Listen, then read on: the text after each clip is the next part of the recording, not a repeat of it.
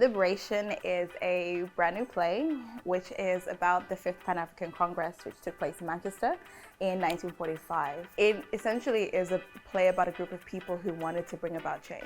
What does it take for you to bring about that change? And what are the relationships between those people? And what do we personally also have to sacrifice and offer of ourselves in order for this change to come about in a global sense?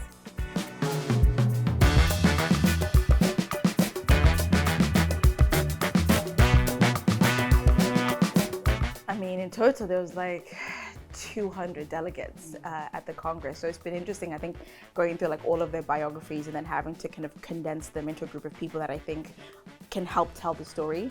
So within the play, you've got Kwame Nkrumah, you've got Alma Labadi, you've got Amy Ashford Garvey, you've got George Padmore, you've got Jomo Kenyatta, Len Johnson, because we've got a rep Manchester, you've got Joe Appiah, you've got Makumalo Dlubi, because I'm always going to put a Southern African somewhere. It's not every day West Africa.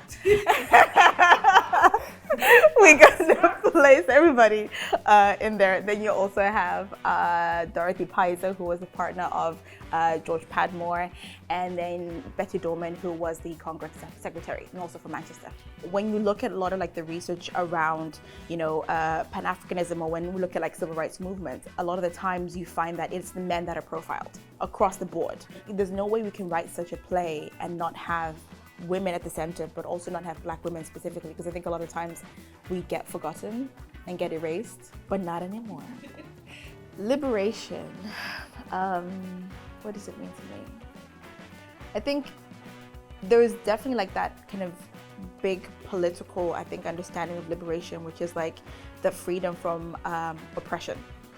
I think that the second definition is probably the thing that I probably resonated the most, which was about freedom from thought. The play in all of the iterations and all the drafts, it was about getting these characters to a point where they not only, because I think that sometimes it can be very single-minded in the quest for change making, but within that you have to think about actually what do we do with the self?